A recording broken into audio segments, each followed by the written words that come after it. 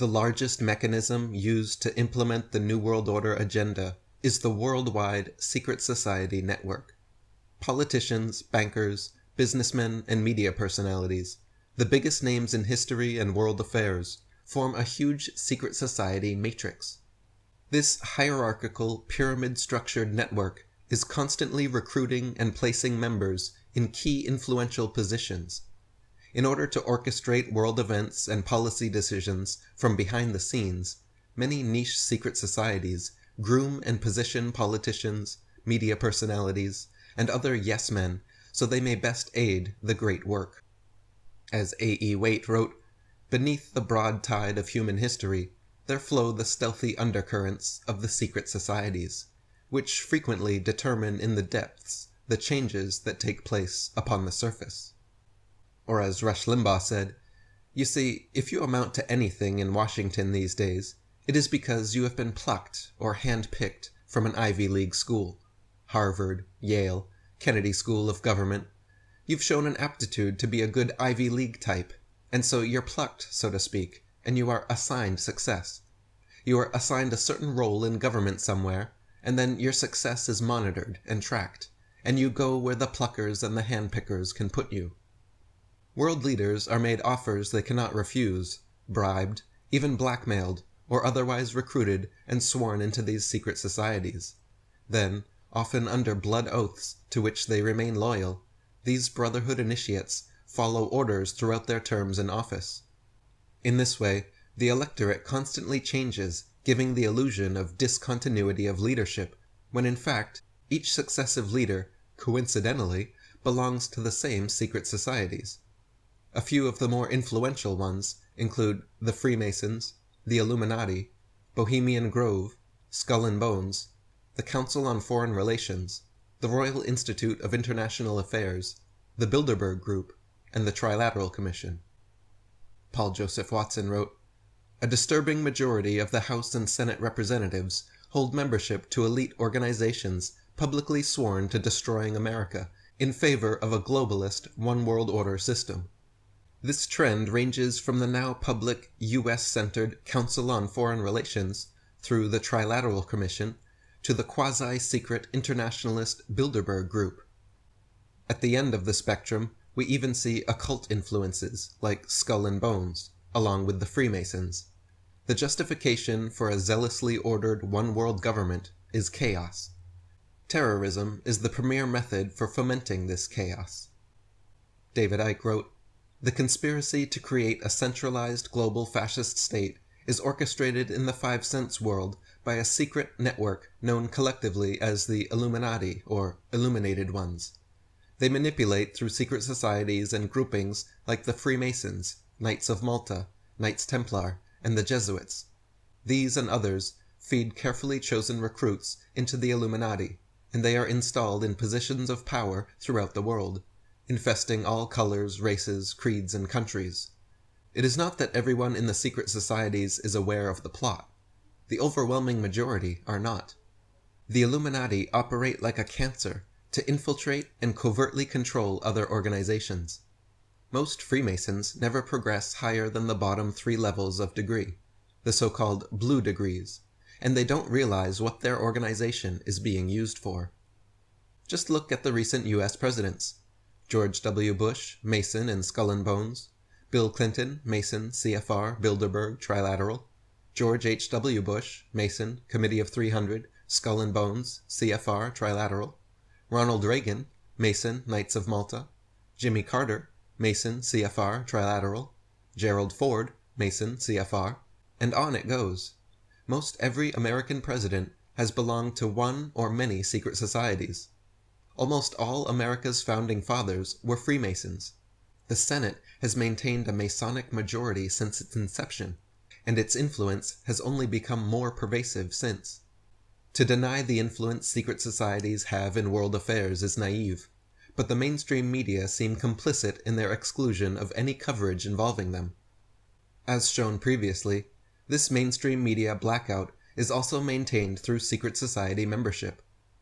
The 5 largest multimedia providers controlling 90% of America's media are bloodline or secret society controlled. For example, the following are just a few of the hundreds of CFR, Trilateral, or Bilderberg-owned and managed companies: ABC, CBS, NBC, PBS, CNN, AP, Reuters, New York Times, New York Post, Washington Times, LA Times, Wall Street Journal, Newsweek, Businessweek, National Review, Time, Life, Look, Fortune, Reader's Digest, U.S. News and World Report, Atlantic Monthly, McCall's, World Review, and Scientific American. Not only are the media CEOs and boards of directors usually secret society members, so are the show hosts and news anchors.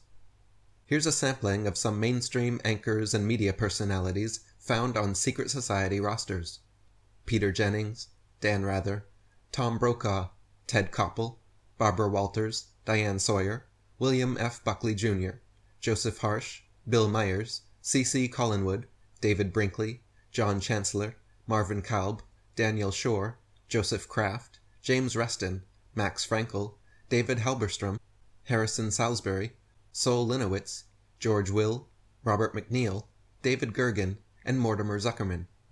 Jim Marrs wrote, "There can be no argument regarding the reality of secret societies today. The existence of groups like the Trilateral Commission, Council on Foreign Relations, and the Bilderbergers is well documented. The only question is the extent of their control and manipulation of major world events. Likewise, there is no question that members of these societies exert inordinate control over many of the largest corporations and banks in the world. These corporations, in turn, control essential minerals, energy, transportation, pharmaceuticals, agriculture, telecommunications, and entertainment. In other words, the basics of modern life. They also provide an inner core of ranking government officials on a revolving door basis. These officials often implement the very policies conceived and desired by the societies. These societies hold considerable sway over national elections and policy, yet seem strangely immune to any investigation, whether by government or the mass media. Since its inception in 1913, there has never been an outside, objective audit of the Federal Reserve System, despite periodic calls for such. After Bush was elected, he immediately placed 5 Skull and Bones brothers in his administration.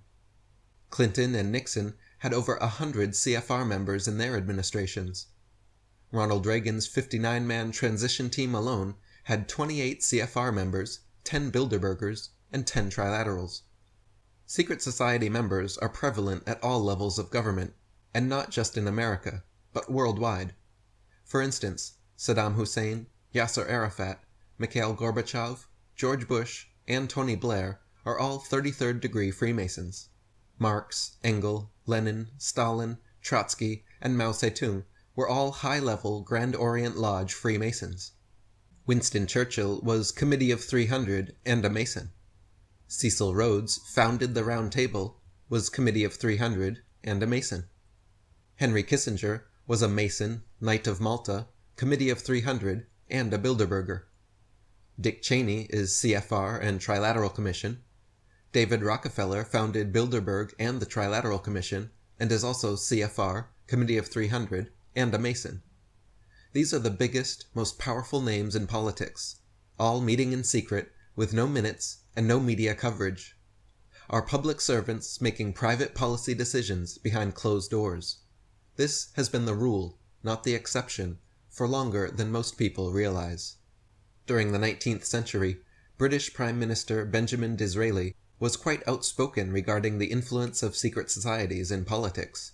Quote, "The world is governed by very different personages from what is imagined by those who are not behind the scenes. There is in Italy a power which we seldom mention in this house. I mean the secret societies. It is useless to deny, because it is impossible to conceal, that a great part of Europe, the whole of Italy and France, and a great portion of Germany, to say nothing of other countries, is covered with a network of these secret societies, just as the superficies of the earth is now being covered with railroads. The government of this country has not only to deal with governments, kings, and ministers, but also with secret societies, elements which must be taken into account, which, at the last moment, can bring our plans to naught, which have everywhere their unscrupulous agents, who incite assassinations and can, if necessary, lead a massacre. The Federal Reserve Private Banking Syndicate was set up under Woodrow Wilson's presidency. The following quotes show his suspicions and regrets regarding this secret society of banking elites. Quote, "Since I entered politics, I have chiefly had men's views confided to me privately. Some of the biggest men in the United States in the field of commerce and manufacture are afraid of something. They know that there is a power somewhere, so organized, so subtle, so watchful, so interlocked, so complete, so pervasive, that they better not speak above their breath when they speak in condemnation of it.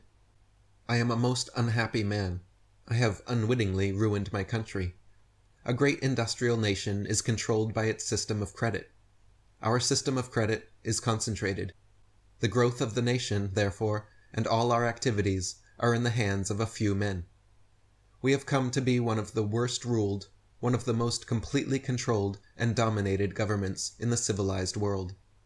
No longer a government by free opinion, no longer a government by conviction and the vote of the majority, but a government by the opinion and duress of a small group of dominant men." British Prime Minister Winston Churchill was a Committee of 300 member and 33rd degree Mason. In 1920, he spoke from personal knowledge regarding the world conspiracy when he said, quote, "From the days of Spartacus Weishaupt to those of Karl Marx, to those of Trotsky, Bela Kun, Rosa Luxemburg, and Emma Goldman, this worldwide conspiracy for the overthrow of civilization and for the reconstitution of society on the basis of arrested development, of envious malevolence and impossible equality, has been steadily growing. It played a definitely recognizable role in the tragedy of the French Revolution. It has been the mainspring of every subversive movement during the 19th century. And now, at last, this band of extraordinary personalities from the underworld of the great cities of Europe and America have gripped the Russian people by the hair of their heads and have become practically the undisputed masters of that enormous empire." New York Mayor John Hylan in 1922 said, "The real menace of our republic is the invisible government, which like a giant octopus sprawls its slimy legs over our cities, states, and nation. At the head is a small group of banking houses. This little coterie runs our government for their own selfish ends. It operates under cover of a self-created screen, seizes our executive officers, legislative bodies, schools, courts, newspapers, and every agency created for the public protection." President Franklin Roosevelt said, "The real truth of the matter is that a financial element in the large centers has owned the government since the days of Andrew Jackson." Supreme Court Justice Felix Frankfurter said, "The real rulers in Washington are invisible and exercise power from behind the scenes." Senator William Jenner said, "Today the path to total dictatorship in the United States can be laid by strictly legal means, unseen and unheard by Congress, the President, or the people. Outwardly, we have a constitutional government. We have been operating within our government and political system, another body representing another form of government, a bureaucratic elite which believes our Constitution is outmoded and is sure that it is the winning side. All the strange developments in the foreign policy agreements may be traced to this group, who are going to make us over to suit their pleasure. This political action group has its own local political support organizations, its own pressure groups, its own vested interests, its foothold within our government, and its own propaganda apparatus." Bloodline President John F. Kennedy was well aware of America's secret society control. His many rebellious decisions against the elite, his non-participation in the great work, would ultimately lead to his assassination. He did, however, try to warn the average American of our plight. On April 27, 1961, in an address to newspaper publishers, JFK said, "The very word secrecy is repugnant in a free and open society, and we are as a people, inherently and historically, opposed to secret societies, secret oaths, and secret proceedings. For we are opposed around the world by a monolithic and ruthless conspiracy that relies primarily on covert means for expanding its sphere of influence. It depends on infiltration instead of invasion, on subversion instead of elections, on intimidation instead of free choice. It is a system which has conscripted vast human and material resources into the building of a tightly knit, highly efficient machine that combines military, diplomatic, intelligence, economic, scientific, and political operations. Its preparations are concealed, not published. Its mistakes are buried, not headlined. Its dissenters are silenced, not praised. No expenditure is questioned. No secret is revealed. I am asking your help in the tremendous task of informing and alerting the American people. The high office of President has been used to foment a plot to destroy the American's freedom, and before I leave office, I must inform the citizen of his plight. Freemasonry is a secret fraternal order that has existed for hundreds, arguably thousands of years, and is now operating in most every country in the world. Masonry promotes itself as a philanthropic club for men of morals, and they perpetuate this image through members of the first 3 blue degrees. 97% of all Masons fall into this category, and they are often upstanding citizens, pillars of the community who truly are charitable and benevolent. However, the higher degrees, the inner circle of world Freemasonry, use the society's worldwide influence to advance their control. Acharya S. wrote, "Although the Brotherhood of Masonry appears to be relatively new, it is in reality the oldest continuous network on the planet, dating back many thousands of years, beginning when stones were first dressed. Masonry today has a generally sinister reputation because the people suspect that this powerful brotherhood has been manipulating and exploiting them. However, the average Mason has never been in the know and is therefore merely a member of a social club. Nevertheless, the higher-ups have indeed had their hand in creation on this planet on a large scale for a long time. The Masons are there, perpetually hidden behind the scenes, leaving clues to their existence as a brotherhood, some of which are evident yet still not seen. For example, the biblical Nimrod, the king who built the Tower of Babel, is considered the first Mason." Jim Marrs wrote, "The ongoing connective tissue between the modern and ancient secret societies has been Freemasonry, which existed as a formidable force long before certain lodges became illuminized. During the late Middle Ages, when any opposition to the Holy Roman Universal Catholic Church was forced deep underground, among the only organized groups able to move freely throughout Europe were the guilds of stonemasons, who maintained meeting halls, or lodges, in every major city. The Masons, who traced their own secret knowledge of architecture and building back to Egypt and beyond, were essential in the construction of Europe's churches and cathedrals. They were the direct descendants of early guilds of Masons which existed both in Egypt and Greece, and utilized esoteric construction techniques in their craft. These techniques had been passed down through the sects and mystery schools, and some continue to confound modern builders. Freemasonry evolved over the last 1,000 years from the Knights Templar, and before that traces its roots to ancient Egypt, the Egyptian mystery religion, and esoteric schools. Some believe the original Masons were the builders of the pyramids, or that they hold the secrets of those early master Masons. Freemasonry is not, however, merely a builders' and stoneworkers' guild. Right from the first degree, initiates take blood oaths, perform occult rituals, and begin learning about a number of arcane subjects, delving deeper as they rise in degrees.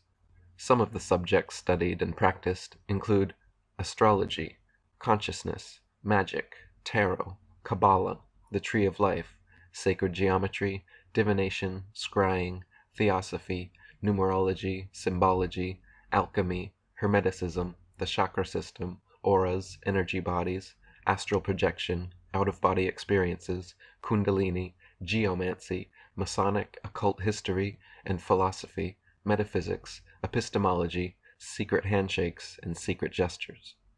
Masons rise in degrees through a process of rituals and initiations. They read books like Machiavelli's The Prince and Albert Pike's Morals and Dogma, then write essays detailing whether they agree philosophically with people like Pike, Hegel, Machiavelli, and others. These essays are then sent to the headquarters of International Freemasonry and reviewed by top-level Masons. If the initiate agrees that the few should control the many, and that secret society rule is virtuous, etc., then he is congratulated and promoted through higher degrees.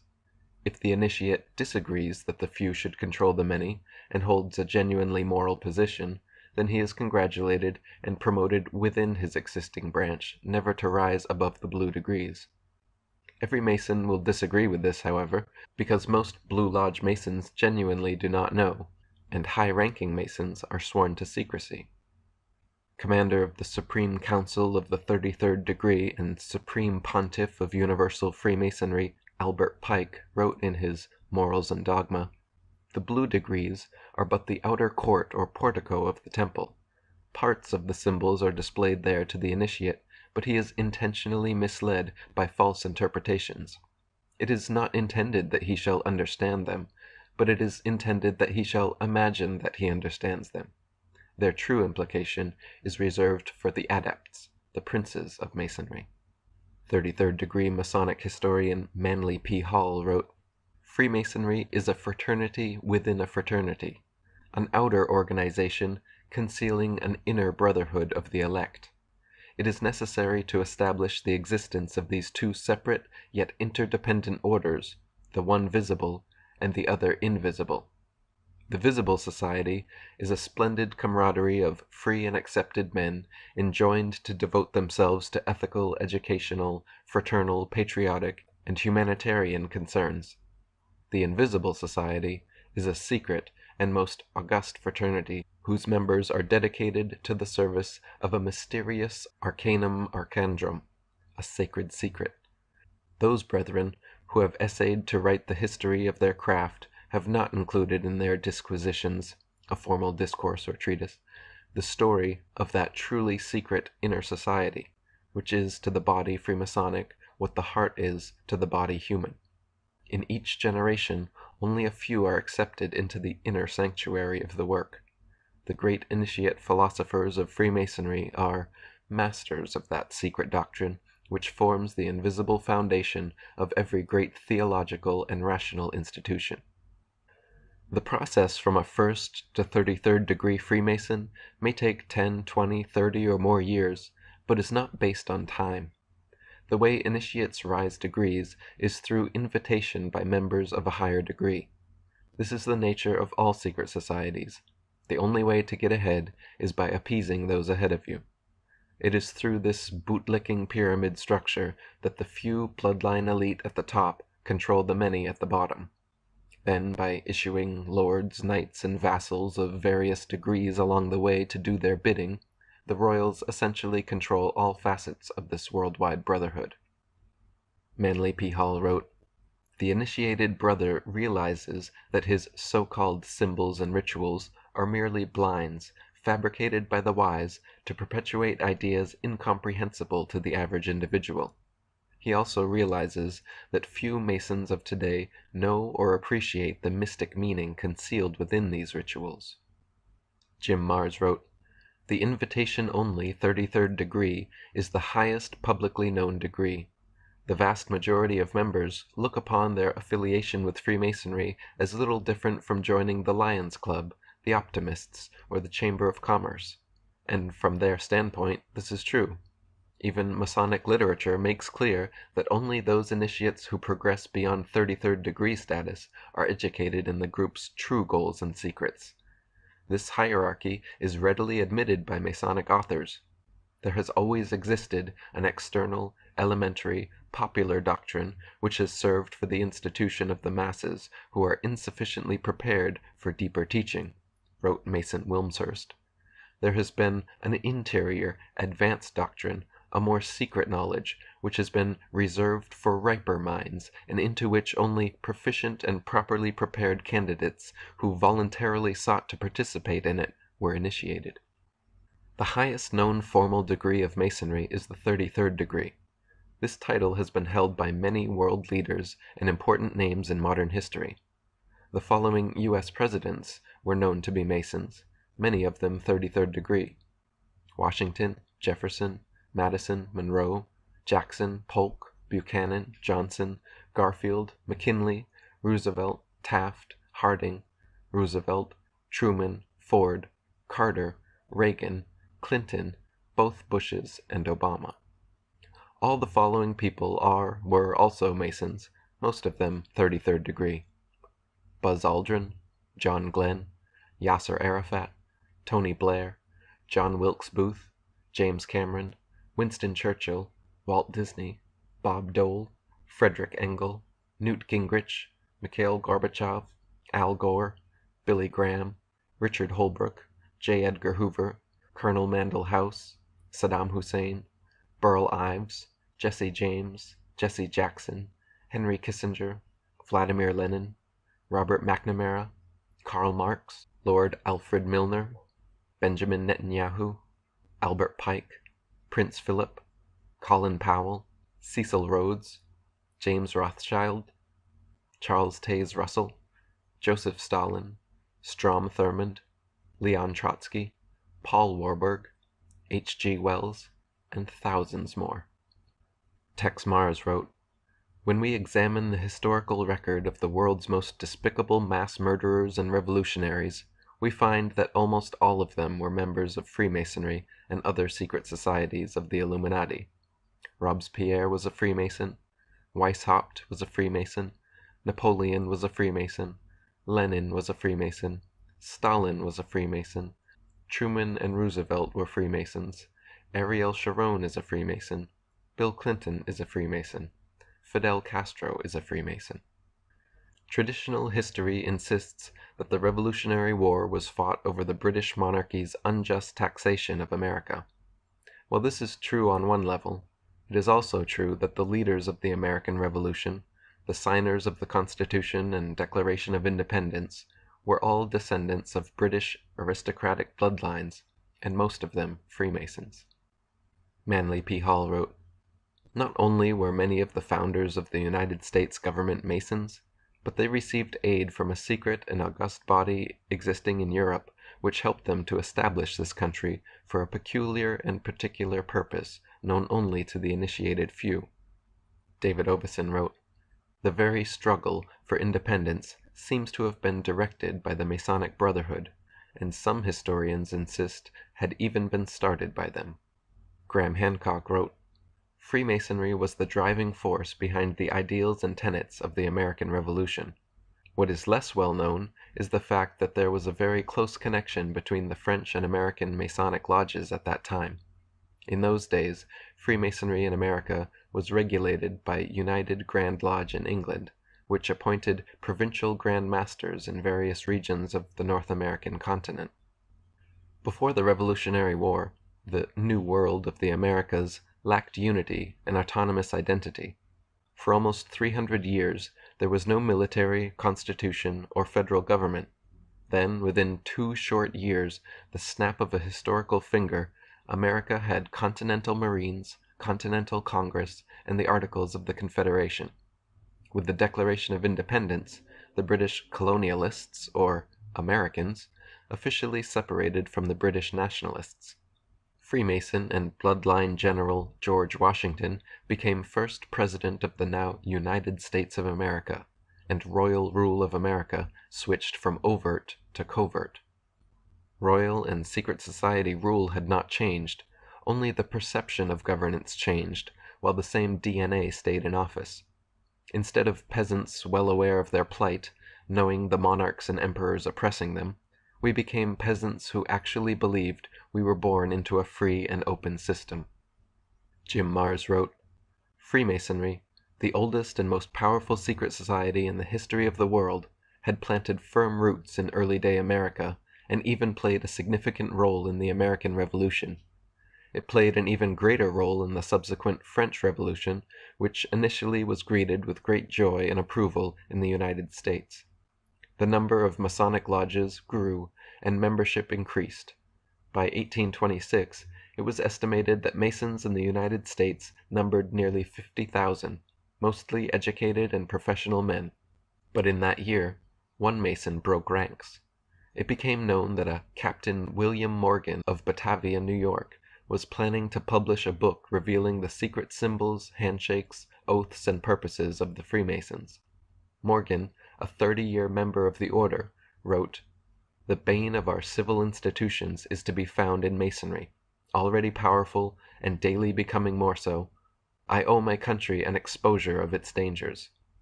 Before the book could be printed, Morgan and his publisher were kidnapped in Batavia.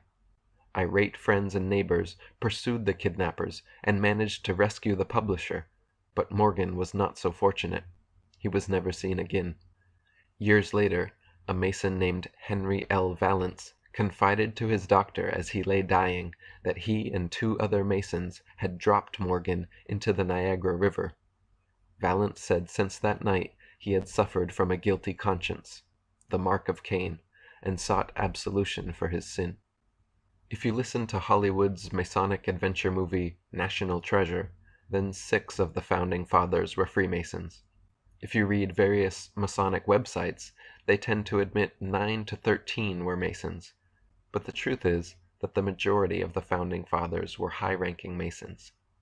David Icke wrote, "Of the 56 signatories of the American Declaration of Independence, at least 50 were known to be Freemasons, and only 1 known not to be."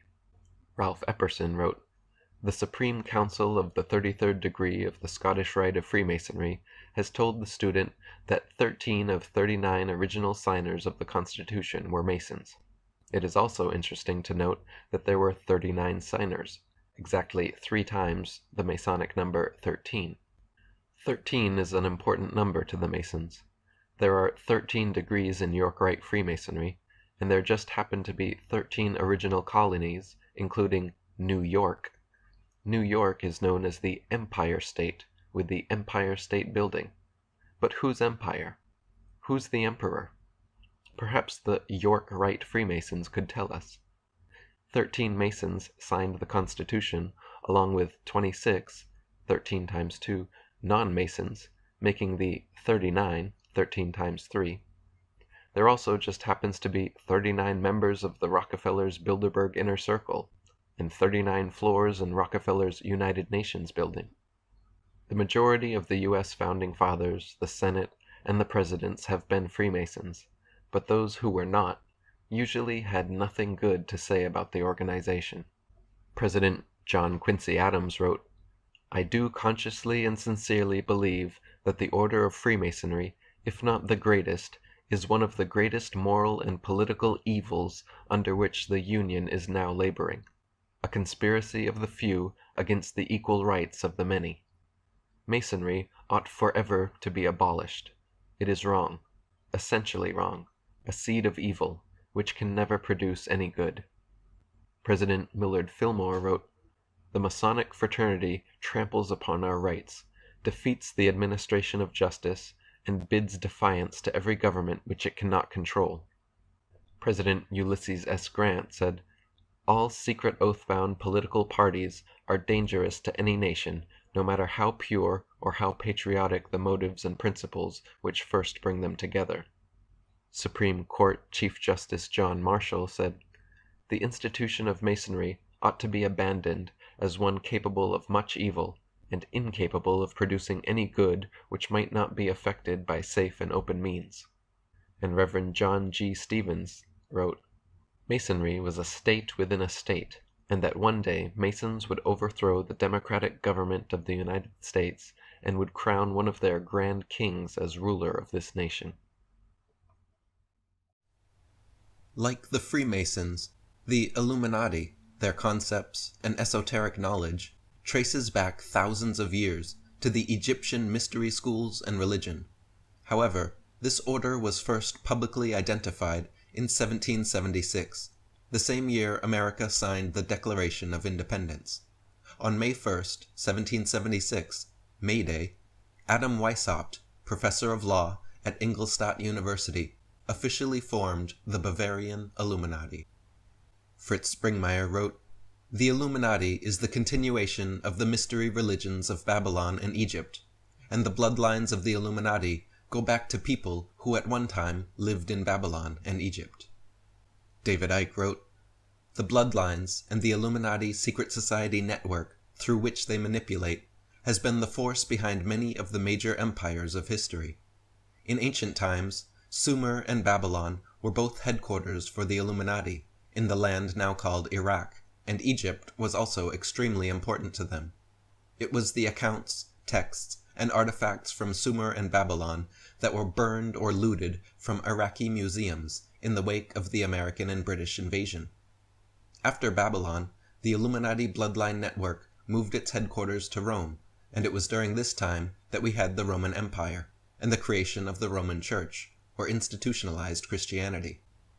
The Roman Catholic Church structure, controlled by the Jesuit secret society, remains at the heart of Illuminati operations. The operational headquarters moved into Northern Europe after the fall of the Roman Empire, and for a period it was based in Amsterdam, the Netherlands. This was when the Dutch began to build their empire through the Dutch East India Company, and they settled South Africa. In 1688, William of Orange, one of the bloodlines, invaded England from the Netherlands and took the throne as William III in 1689. William ruled jointly with Queen Mary and then by himself after her death in 1691. In that year, William signed the charter that created the Bank of England, and the global banking system began to emerge. Banking and manufactured debt has always been one of the main vehicles used by the bloodlines to control humanity. From this time, the bloodlines and their Illuminati secret society network moved their center of operation to London, and what followed, of course, was the great and enormous British Empire. This was not the empire of the British, in truth, but that of the Illuminati bloodlines based in Britain. This expansion of the British and other European empires to all parts of the world exported the bloodlines to every continent, including, most importantly today, North America. Adam Weishaupt's Illuminati was designed to be an organization so elusive, so secretive, as to hide its membership within other secret societies. Weishaupt wrote in his journal that Freemasonry was in fact the organization most fit for infiltration by the Illuminati. Adam Weishaupt wrote, "The great strength of our order lies in its concealment. Let it never appear in any place in its own name, but always covered by another name and another occupation. None is fitter than the 3 lower degrees of Freemasonry. The public is accustomed to it, expects little from it, and therefore takes little notice of it. Next to this, the form of a learned or literary society is best suited to our purpose, and had Freemasonry not existed, this cover would have been employed. And it may be much more than a cover. It may be a powerful engine in our hands. By establishing reading societies and subscription libraries, and taking these under our direction, and supplying them through our labors, we may turn the public mind which way we will. In like manner, we must try to obtain an influence in the military academies. This may be of mighty consequence. The printing houses, booksellers' shops, chapters, and in short, all offices which have any effect, either in forming or in managing, or even in directing the mind of man. Painting and engraving are highly worthy of our care." Weishaupt himself showed little respect for the Brotherhood of Freemasonry, and mocked its structure in his journals. He knew, just as the bloodlines atop the worldwide secret society pyramid know, that the whole hierarchical structure of passing formal degrees is an unnecessary process. If the point is to learn occult subjects and become illumined, then there is no need for degrees, no need to slowly reveal secrets, no need for the rituals, rewards, and regalia. Adam Weishaupt wrote, "Of all the means I know to lead men, the most effectual is a concealed mystery. The hankering of the mind is irresistible, and if once a man has taken into his head that there is a mystery in a thing, it is impossible to get it out, either by argument or experience. And then, we can so change notions by merely changing a word. What more contemptible than fanaticism, but call it enthusiasm.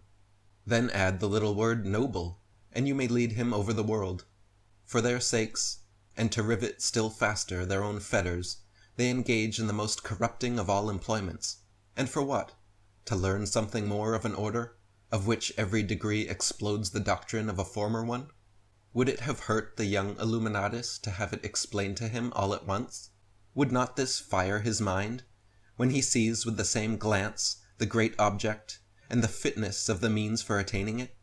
Would not the exalted characters of the superior, so much excelling himself in talents and virtue and happiness, otherwise the order is good for nothing, warm his heart, and fill him with emulation, since he sees in them that what is so strongly preached to him is an attainable thing? No, no, it is all a trick. He must be kept like a child, amused with rattles and stars and ribbons, and all the satisfaction he obtains is, like the Masons, the fun of seeing others running the same gauntlet. John Robison was a Mason invited to join the Illuminati in the late 18th century. After investigating the order, Robison declined the invitation and published a book which offered his conclusions instead, called Proofs of a Conspiracy Against All the Religions and Governments of Europe, carried on in the secret meetings of Freemasons, Illuminati, and reading societies. John Robison wrote, "In short, I have found that the covert of a Mason lodge had been employed in every country for venting and propagating sentiments in religion and politics that could not have circulated in public without exposing the author to great danger. I found that this impunity had gradually encouraged men of licentious principles to become more bold, and to teach doctrines subversive of all our notions of morality, of all our confidence in the moral government of the universe, of all our hopes of improvement in a future state of existence, and of all satisfaction and contentment with our present life, so long as we live in a state of civil subordination. I have been able to trace these attempts made through a course of 50 years. I have observed these doctrines gradually diffusing and mixing with all the different systems of Freemasonry, till, at last, an association has been formed for the express purpose of rooting out all the religious establishments and overturning all the existing governments of Europe. I have seen this association exerting itself zealously and systematically, till it has become almost irresistible. And I have seen that the most active leaders in the French Revolution were members of this association, and conducted their first movements according to its principles, and by means of its instructions and assistance, formerly requested and obtained. And lastly, I have seen that this association still exists, still works in secret. The association of which I have been speaking is the Order of Illuminati, abolished in 1786 by the Elector of Bavaria, but revived immediately after, under another name, and in a different form, all over Germany. It was again detected and seemingly broken up, but it had by this time taken so deep root that it still subsists without being detected, and has spread into all the countries of Europe. George Washington himself said, "It was not my intention to doubt that the doctrines of the Illuminati had not spread in the United States. On the contrary, no one is more fully satisfied of this fact than I am." As Robison alluded, the Illuminati was abolished in 1786, but was then revived immediately after under different names. It became increasingly obvious to the good guys of European Freemasonry that even more drastic measures would have to be taken against the Illuminati. In 1794, the Duke of Brunswick, the Grand Master of German Freemasonry, wrote a letter to his brethren recommending the dissolution of the entire organization, due to the fact that it had been infiltrated and was being manipulated by unseen hands. The Duke of Brunswick wrote, "I have been convinced that we, as an order, have come under the power of some very evil occult order, profoundly versed in science, both occult and otherwise, though not infallible, their methods being black magic, that is to say, electromagnetic power, hypnotism, and powerful suggestion. We are convinced that the order is being controlled by some sun order, after the nature of the Illuminati, if not by that order itself. We see our edifice crumbling and covering the ground with ruins. We see the destruction that our hands no longer arrest. A great sect arose, which, taking for its motto the good and the happiness of man, worked in the darkness of the conspiracy to make the happiness of humanity a prey for itself. This sect is known to everyone. Its brothers are known no less than its name. It is they who have undermined the foundations of the order to the point of complete overthrow. It is by them that all humanity has been poisoned and led astray for several generations. They began by casting odium on religion, Their masters had nothing less in view than the thrones of the earth, and the governments of the nations was to be directed by their nocturnal clubs. The misuse of our order has produced all the political and moral troubles with which the world is filled today. We must, from this moment, dissolve the whole order. The Illuminati, just 18 years after its official formation, was so powerful and influential that its infiltration into Masonry caused the Duke of Brunswick to try and, quote, dissolve the whole order. Neither Freemasonry nor the Illuminati were dissolved, however, and their power and influence has only increased in the centuries since. Ralph Epperson wrote, and in 1812, the president at Harvard University, Joseph Willard, retired to preach in Vermont. He took the occasion of his retirement on July 4, 1812, to express his concern over the consequences of the then looming war. He said, quote, there is sufficient evidence that a number of societies of the Illuminati have been established in this land. They are doubtless striving to secretly undermine all our ancient institutions, civil and sacred. These societies are clearly leagued with those of the same order in Europe. We live in an alarming period. The enemies of all order are seeking our ruin. Should infidelity generally prevail, our independence would fall, of course. Our republican government would be annihilated. Nessa Webster wrote, the art of Illuminism lay in enlisting dupes as well as adepts, and by encouraging dreams of honest visionaries, or the schemes of fanatics.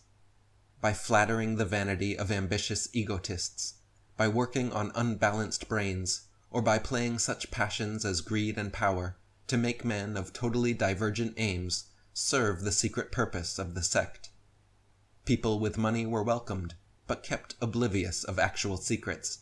The purpose is to win power and riches, to undermine secular or religious government, and attain the masters of the world. When a country centralizes banking, it concentrates an enormous amount of wealth into a single institution, works mainly to make the rich richer, and opens the government to control from foreign interests.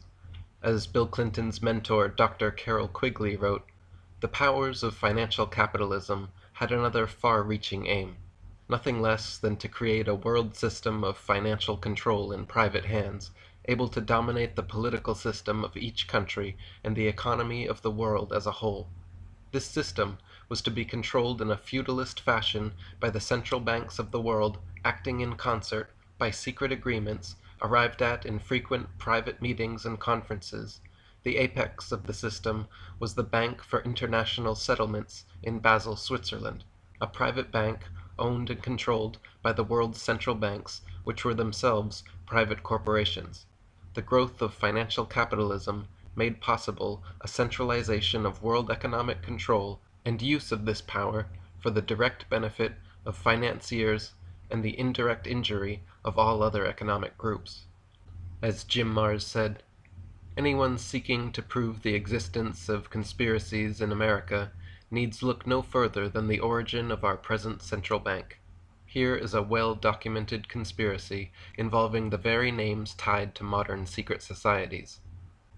Jordan Maxwell said, somebody is using us. The business of banking was set up in the year 1099. An income tax form is a 1099. Who decided on that? Think about it.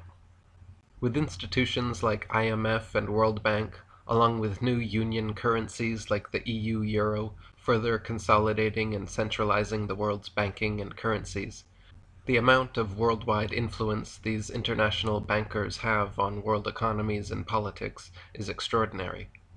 Their method of control is just like a loan shark or the mafia. Firstly, to qualify for loans, desperate nations are forced into pawning mines, railways, forests, power, or water companies. Then to pay off the loans, nations are forced to do things like ignore environmental laws, lower wages, cut back on education or health care, and privatize or sell off their resources to crooked corporations like Enron and Exxon. Whenever these poor countries cannot pay off the loans, the generous international banksters simply give new higher interest loans to pay off the old ones, further indebting and enslaving the nation. As Mayor Amschel Rothschild said, "Let me issue and control a nation's money, and I care not who writes the laws."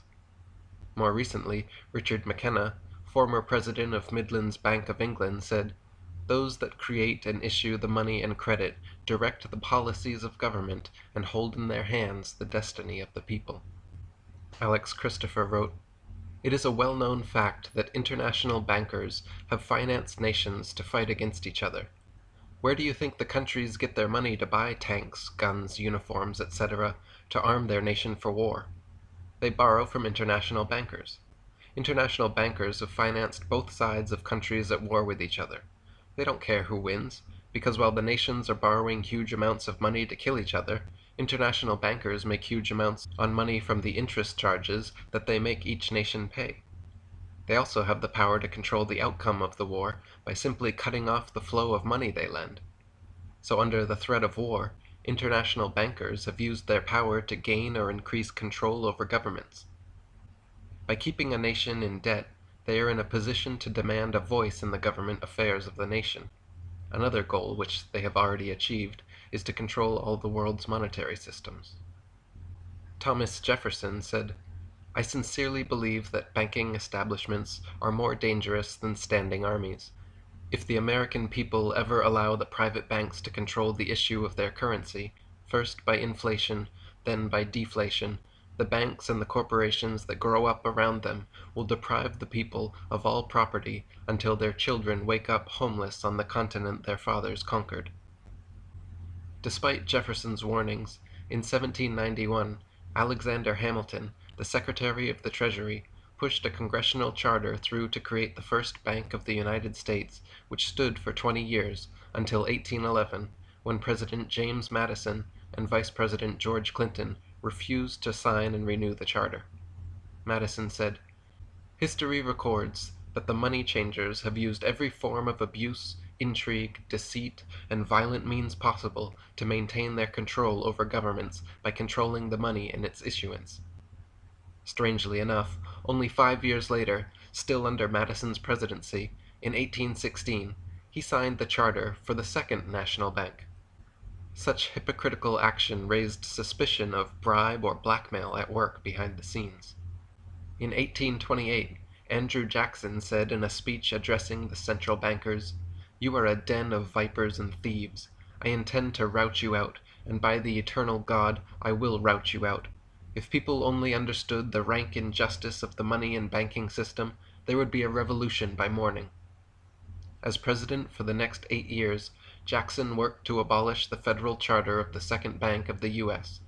In 1835, an attempt was made on his life. The would-be assassin, Richard Lawrence, pointed 2 pistols at Jackson, pulled the triggers, and miraculously, both misfired. Jackson immediately proceeded to beat Lawrence with his cane.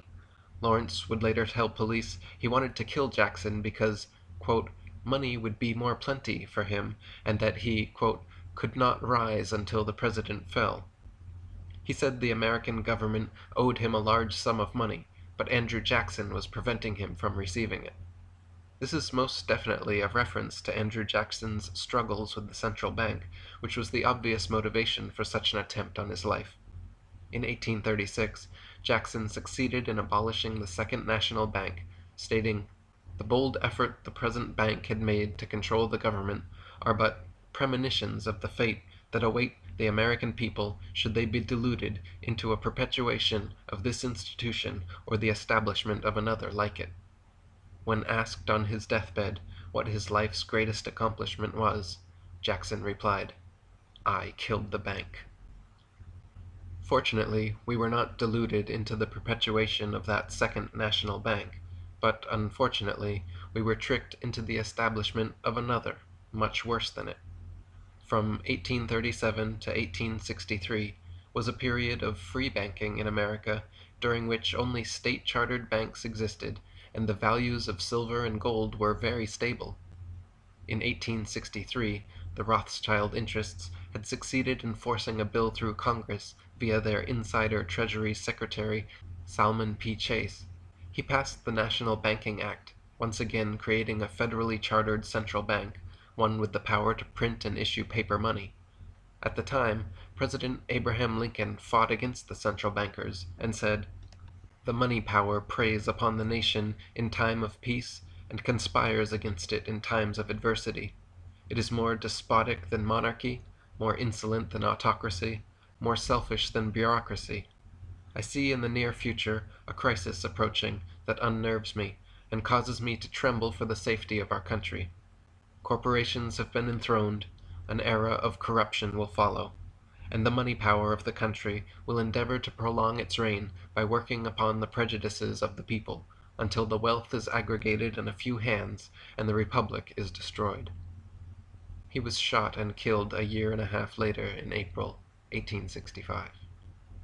From 1864 to 1913, the National Banking Act and the Civil War all but forced the majority of America's banks to become nationalized. The effort to create the third U.S. central bank began in 1873, when the Bloodline International Banking Cartel engineered the first of 3 financial panics which they used to scare the public into accepting the Federal Reserve. Eustace Mullins wrote, "A study of the panics of 1873, 1893, and 1907 indicates that these panics were the result of the international bankers' operations in London. The public was demanding in 1908 that Congress enact legislation to prevent the recurrence of artificially induced money panics. In 1881, President Garfield was assassinated less than 4 months after taking office. He was another anti-banking establishment president who took action and spoke out against them. He was coincidentally shot and killed shortly after declaring, quote, "Whosoever controls the volume of money in any country is absolute master of all industry and commerce, and when you realize that the entire system is very easily controlled, one way or another, by a few powerful men at the top, you will not have to be told how periods of inflation and depression originate."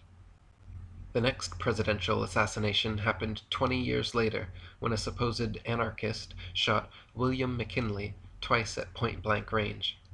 Once again, McKinley was a strong supporter of the gold standard and helped pass the Gold Standard Act of 1900, less than a year before his death.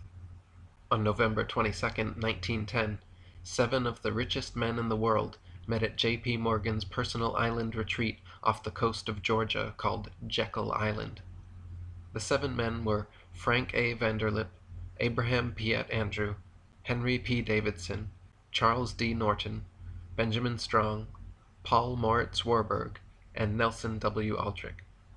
Behind these men stood the banking and investment interests of the Rockefellers, Rothschilds, Schiffs, Morgans, and Warburgs.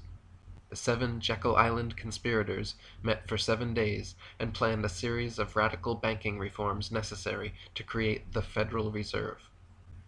When the media learned about Jekyll Island meetings, the bankers all claimed they were out duck hunting. Later in life, however, conspirator and president of New York National City Bank, Frank A. Vanderlip, admitted otherwise when he wrote, "There was an occasion near the close of 1910 when I was as secretive, indeed as furtive as any conspirator. I do not feel it is any exaggeration to speak of our secret expedition to Jekyll Island as the occasion of the actual conception of what eventually became the Federal Reserve System." Woodrow Wilson had said of the earlier 3 financial crises that all this trouble could be averted if we appointed a committee of 6 or 7 public-spirited men like J.P. Morgan to handle the affairs of our country. And that is exactly what happened. Ralph Epperson wrote, "So the American people who had suffered through the American Revolution, the War of 1812, the battles between Andrew Jackson and the Second Bank of the United States, the Civil War, the previous panics of 1873 and 1893, and now the panic of 1907, were finally conditioned to the point of accepting the solution offered by those who had caused all of these events, the international bankers. That solution was a central bank." Jim Marrs wrote, "These men concluded not to have one central bank in the United States, but several, and they agreed that no one was to utter the words central or bank. Most important, they decided that this creation would be made to look like an official agency of the U.S. government.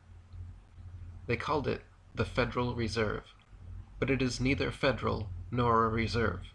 It is about as federal as Federal Express, and as much a reserve as American Indian reservations.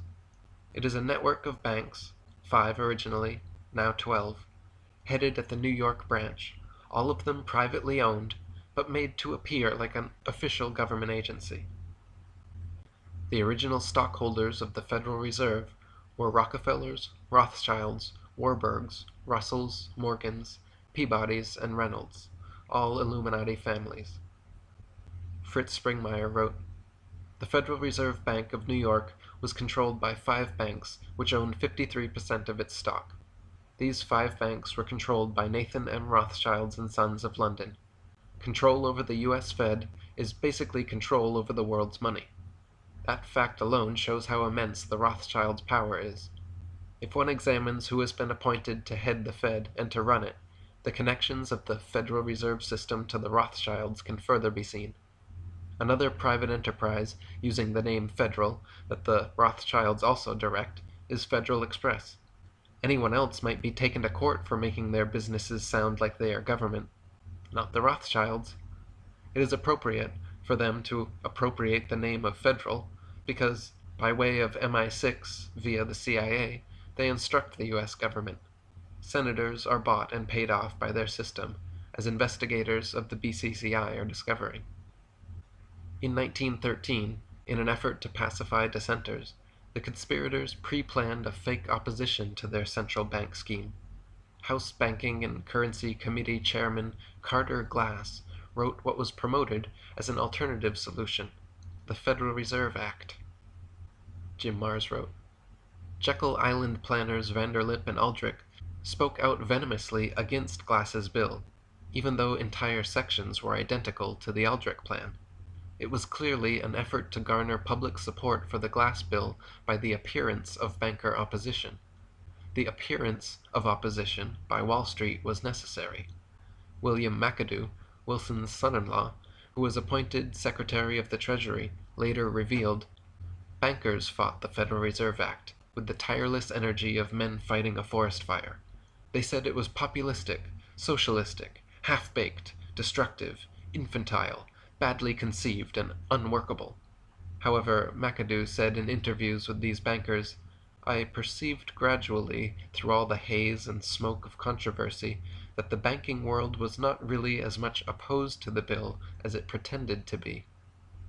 Wilson signed the Federal Reserve Act on December 23, 1913, just 2 days before Christmas, with some congressmen already home for the holidays, and with the average citizen's attention clearly elsewhere.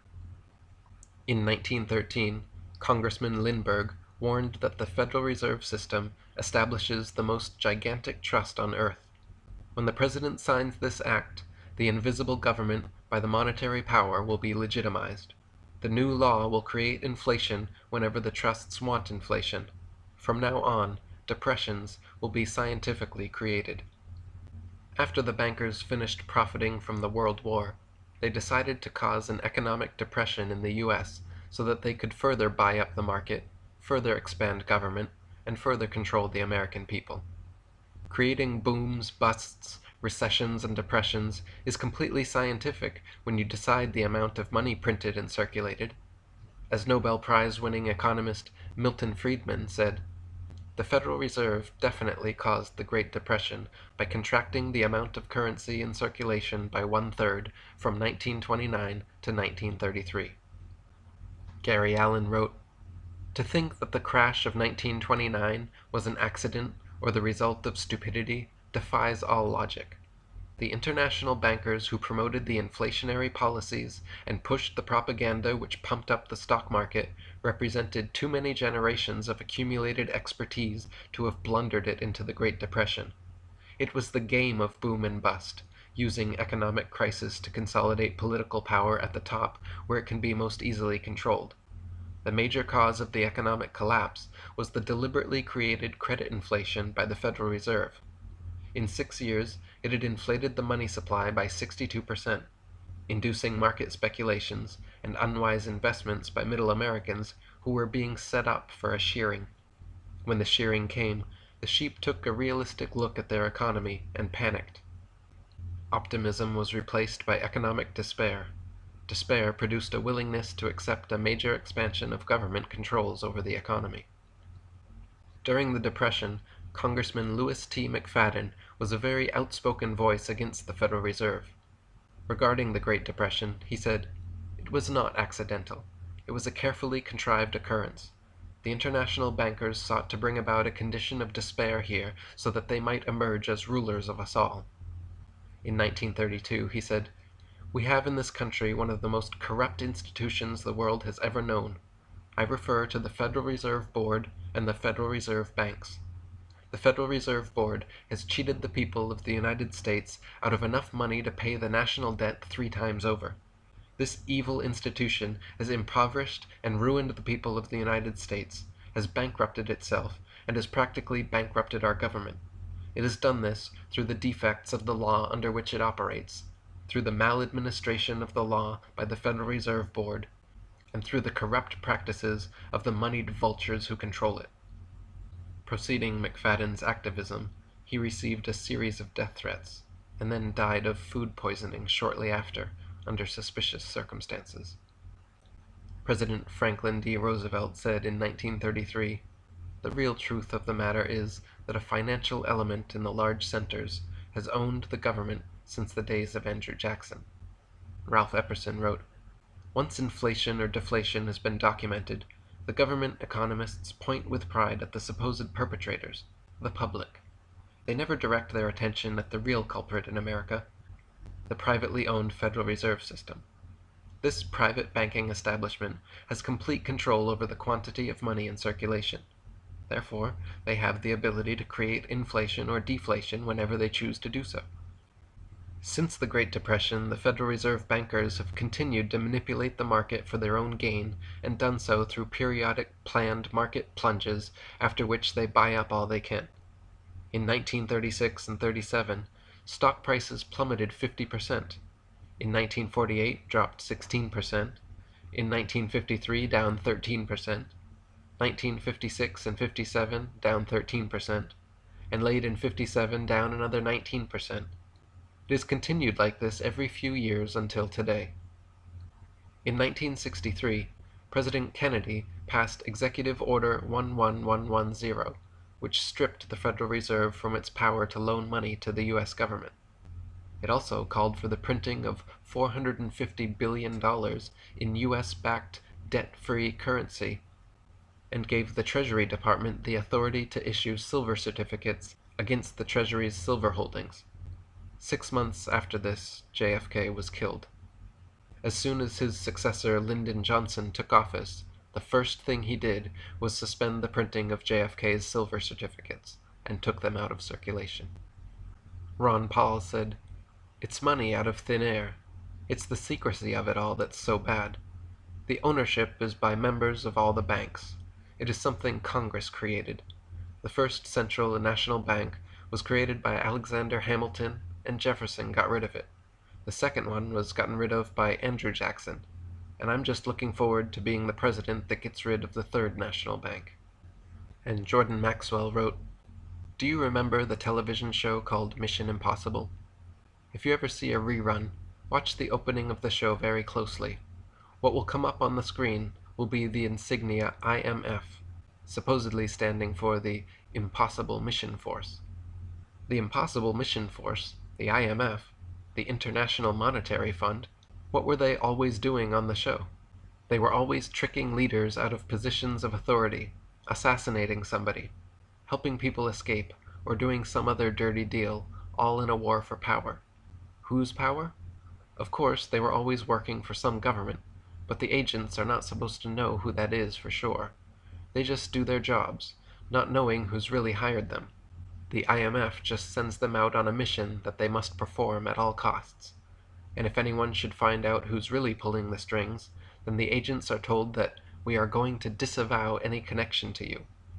Well, that is the IMF, the International Monetary Fund, which is the power behind the Federal Reserve System, which is raping our country and destroying our economy. And these guys are doing it right in front of you, telling you what they are doing. But we just don't see it. even after they spell it out for us on television. They are even making comedies about it, like Get Smart. On one side you have chaos, and on the other you have control. And when you watch the show closely and ignore the foolishness, it is easy to see that the same operation is running both sides, creating chaos, then rushing in to control it, in order to accomplish an agenda. That is how it has always been. Get smart. They are telling you something. The Skull and Bones Secret Society was officially founded at Yale University in 1832, but finds its roots in Freemasonry and takes its symbology from the Pirates and Brotherhood of Death. Like the Masons, bonesmen choose their own initiates, and the only way to enter the Brotherhood is to be tapped by an existing member. Only 15 members are accepted each year, which is absolutely amazing considering the number of important historical figures who just happen to be Skull and Bonesmen. For instance, U.S. Presidents William H. Taft, George Herbert Walker Bush, and George Walker Bush were all three members of Skull and Bones.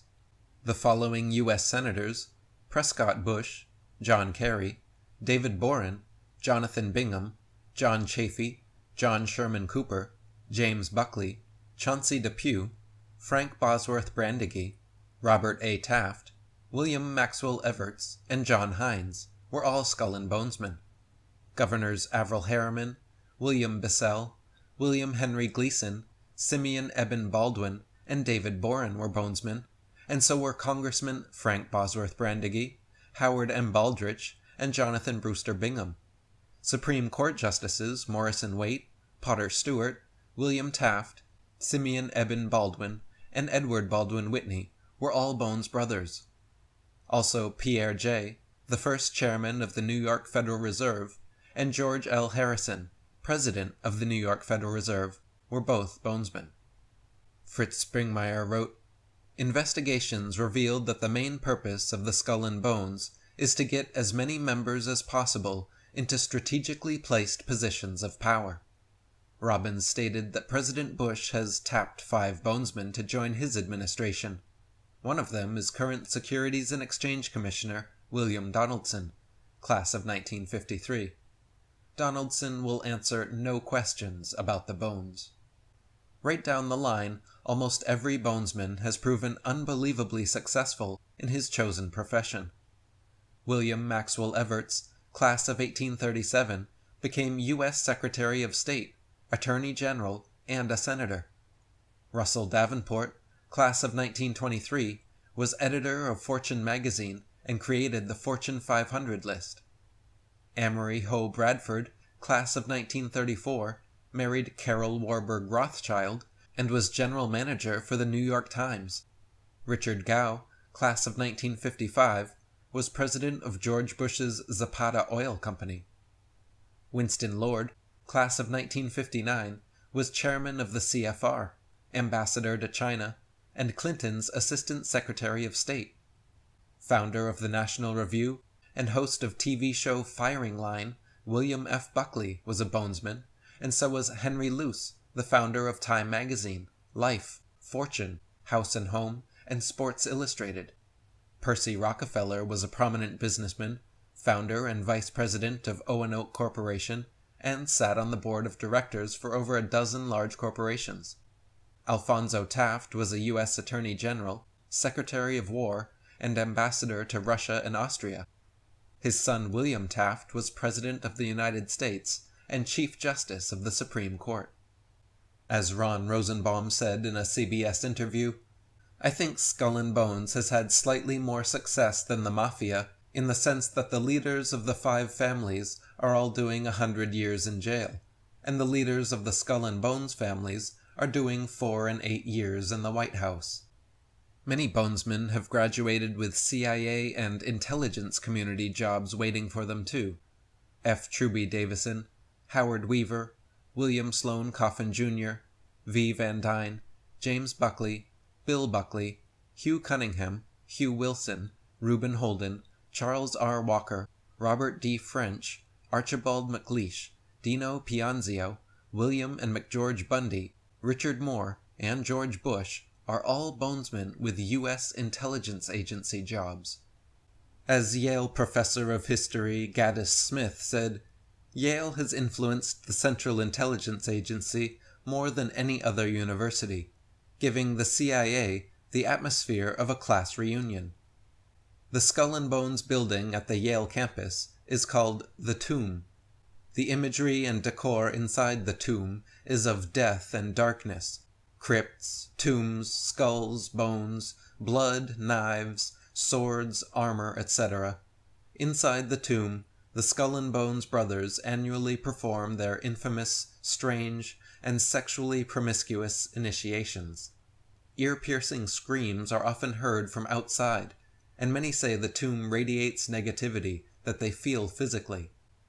In April 2001, ABC News and the New York Observer filmed bonesmen enacting mock throat-cutting rituals.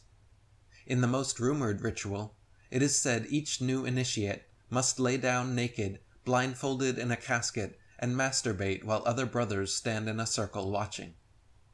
One particularly notable bonesman was George Bush Sr.'s grandfather, the banker and businessman George Herbert Walker, who was director of W.A. Harriman and Company, Harriman 15, American International Corporation, Georgian Manganese Corporation, Barnsdall Corporation, American Ship and Commerce Corporation, Union Banking Corporation, G.H. Walker and Company, Missouri Pacific Railroad, New Orleans, Texas, and Mexican railroads.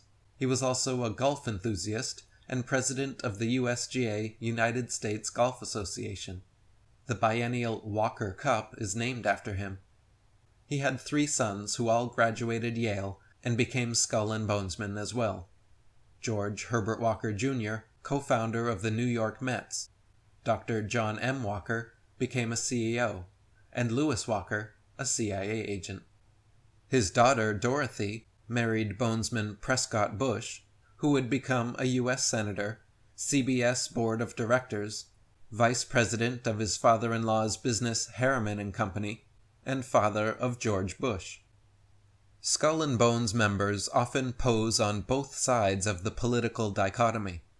For instance, The Nation magazine and New Republic on the left were financed by Willard Straight, using Payne Whitney, Skull and Bones funds, while The National Review, on the right, was published by William F. Buckley, another bonesman.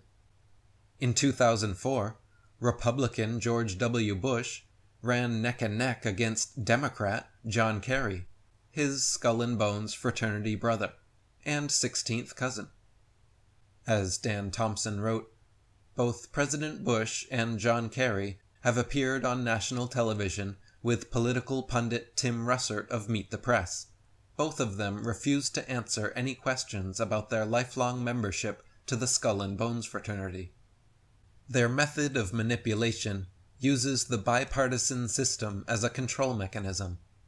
By having members on both the political left and right, they create the boundaries, divide the issues, and control the playing field. You do the math. What are the odds that the top 2 candidates for the presidency of a 300+ million person nation would be 16th cousins and members of the same organization reputed by many to be the most powerful secret society in America? In MSNBC interviews, when asked pointed questions about the implications of their membership in Skull and Bones, both Bush and Kerry laughed and changed the subject, refusing to answer. As U.S. Naval Intelligence Lieutenant Commander Al Martin said, "You have to look at the entire Bush family in this context, as if the entire family ran a corporation called Frauds Are Us. Each member of the family, George Sr., George Jr., Neil, Jeb, Prescott, Wally, etc., have their own specialty of fraud. George Jr.'s specialty was insurance and security fraud. Jeb's specialty was oil and gas fraud. Neil's specialty was real estate fraud. Prescott's specialty was banking fraud. Wally's specialty was securities fraud. And George Sr.'s specialty? All of the above. Prescott Bush, Jonathan Bush, George Herbert Walker, George Herbert Walker Bush, and George Walker Bush are all members of the Bush family in Skull and Bones. When George W. Bush entered office, he brought 5 bonesmen into his administration. Major players in Skull and Bones have financed both sides of world wars and the Russian Revolution. They have controlled the left-right political paradigm and helped pave the way for a new world order. In 1992, George H.W. Bush told White House reporter Sarah McClendon, quote, "If the people were to ever find out what we, the Bushes, have done, we would be chased down the streets and lynched." When French Freemason Pierre L'Enfant designed the layout of Washington, D.C., he placed occult symbols everywhere. The most impressive of these directly relates to the Bohemian Grove Society. When seen from an aerial view, the U.S. Congress building, surrounding roads, trees, and structures, clearly formed the picture of an owl sitting atop a pyramid. The same owl appears on the National Press Club logo, the Congress building itself, and the upper right-hand corner of every U.S. dollar bill. What does this owl symbolize, and why is it hidden in our architecture and currency? David Icke wrote, "The roads within the grounds of the Congress building make the very clear symbol of an owl. You also find that the owl is sitting on a pyramid, the pyramid and all-seeing owl. The collective word for owls is a parliament of owls, which is uncannily appropriate. The same owl symbol can be found hidden on the dollar bill if you know where to look and have a very powerful magnifying glass. I also understand a new pedestrianization scheme around Nelson's Column in Trafalgar Square, London, is going to look like an owl from above. There is a sexual playground for leading American and foreign politicians, mobsters, bankers, businessmen, top entertainers, etc., who are initiates of the Babylonian Brotherhood. It is called Bohemian Grove, 75 miles north of San Francisco in California, near the hamlet of Monte Rio, alongside the Russian River in Sonoma County. I went to the area in 1997 to have a look around, and when I told the hotel receptionist where I was going, she warned me to be very careful, because some people who had been to investigate had never been seen again. Bohemian Grove is a 2,700-acre forest retreat for the elite. Every July since 1873, hundreds, now thousands of top politicians, bankers, businessmen, and media personalities gather at the Grove for 2 weeks of events, ranging from the expected, such as meetings, speeches, and lectures, to the very unexpected, like drunken mass orgies and mock human sacrifice rituals affront a 40-foot-tall statue of a Babylonian owl god. Such craziness was often discounted as hearsay by naysayers, that is, until author and filmmaker Alex Jones infiltrated the Grove in 2000 and shot clear video footage of the cremation of care ritual in his film Dark Secrets Inside Bohemian Grove. Alex Jones said, "At this point, I should digress and go back and say that as we were walking into the Grove, we actually came within about 10 yards of the 40-foot stone owl that sits to the north side of the small lake. We were only about 7 yards away from the black altar that sits at the base of the owl. So already at this point, we had proven that the rumors were true. Yes, there is a giant stone owl. Yes, there is an altar. So I was there witnessing something right out of the medieval painter Hieronymus Bosch's vision of hell. Burning metal crosses, priests in red and black robes, with the high priest in a silver robe with a red cape, a burning body screaming in pain, a giant stone great-horned owl. World leaders, bankers, media, and the head of academia engaged in these activities. It was total insanity." Besides the occult ceremonies and sexual promiscuities, policy speeches are regularly given by members and guests as well. They even boast that the Manhattan Project was conceived at Bohemian Grove. Edward Teller, the father of the H-bomb, and Glenn Seaborg, who developed plutonium, were both Grovers. Other past and regular attendees include George Bush Sr. and Jr., Bill Clinton, Ronald Reagan, Richard Nixon, Jimmy Carter, Gerald Ford, Dwight Eisenhower, Lyndon Johnson, Herbert Hoover, Robert and Joseph Kennedy, David, Lawrence, and Nelson Rockefeller, Dick Cheney, Al Gore, Dan Quayle, Colin Powell, Henry Kissinger, Donald Rumsfeld, Newt Gingrich, Alan Greenspan, David Gergen, George Shultz, William Casey, William F. Buckley, Robert Novak, Ray Kroc, Prince Bandar bin Abdul Aziz, Mikhail Gorbachev, James Woolsey, Earl Warren, Walter Cronkite, William Randolph Hearst, Andrew Knight, Burt Bacharach, Bing Crosby, and Bob Hope, just to scratch the surface. Jordan Maxwell wrote, "Now I have to ask you, what are ex-presidents of the United States, such as Jimmy Carter, Richard Nixon, Gerald Ford, Ronald Reagan, and George Bush, doing there? These are all living presidents, standing there in unison, the whole line of them, in uniforms, looking like KKK members in front of a great bonfire, worshipping an owl. The last 2 weeks of July of every year, a secret meeting is held in our country in Northern California by the world's most powerful people. Bankers, politicians, industrialists, entertainment luminaries, a huge composite of puissant world figures. This group is directly linked with the European ruling elites and is commonly known as the Bohemian Society. Our now famous Council on Foreign Relations, the government behind the American government, is represented at the Bohemian Grove, along with members of the Bilderberg Group of Europe. A meeting is held once a year there to decide on a worldwide scale a manipulative agenda concerning your future. A shining example of true democracy carried on in the dark. Obviously, here your vote doesn't count. Appropriately, the owl was chosen as a symbol for this ilk, for it too is at home in the dark. The name Bohemian carries a dictionary definition as a community of persons who adopt manners and mores conspicuously different from those expected or approved of by the majority of society, who disregard conventional standards of behavior. No wonder they want no input from you. The Round Table is a secret society that was started around the turn of the 20th century by Freemason and Rothschild agent Lord Alfred Milner, who was entrusted the mission by Cecil Rhodes. When statesman and businessman Cecil Rhodes died in 1902, he was one of the wealthiest men in the world.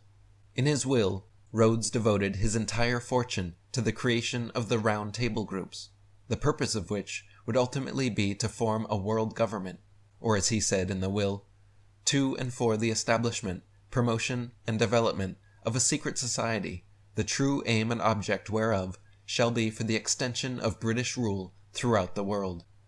Cecil Rhodes' strong desire for world government was epitomized in his statement, "I would annex the planets if I could." Dr. Carroll Quigley wrote, "In the middle 1890s, Rhodes had a personal income of at least £1 million sterling a year, which he spent so freely for mysterious purposes that he was usually overdrawn on his account. Cecil Rhodes' commitment to a conspiracy to establish world government was set down in a series of wills described by Frank Edelet in his book American Rhodes Scholarships. Frank Edelet wrote, quote, "In 1888, Rhodes made his third will, leaving everything to Lord Rothschild, his financier in mining enterprises, with an accompanying letter enclosing the written matter discussed between us. The model for this proposed secret society was the Society of Jesus, though he mentions also the Masons. The secret society was organized on the conspiratorial pattern of circles within circles. Professor Quigley informs us that the central part of the secret society was established by March 1891 using Rhodes's money. The organization was run for Rothschild by Lord Alfred Milner. The Round Table worked behind the scenes at the highest levels of British government, influencing foreign policy and England's involvement and conduct of World War I. Bill Clinton was a Rhodes Scholar and a student of Round Table researcher Professor Quigley at Georgetown University. In his presidential acceptance speech, he thanked Dr. Quigley and called him his mentor. Carroll Quigley was not only a long-time researcher of the Round Table, but was brought inside for a couple years as official historian.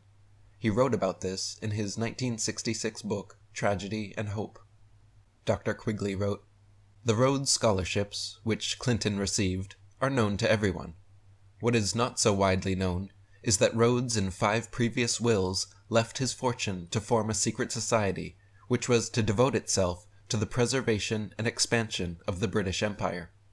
And what does not seem to be known to anyone is that this secret society continues to exist to this day.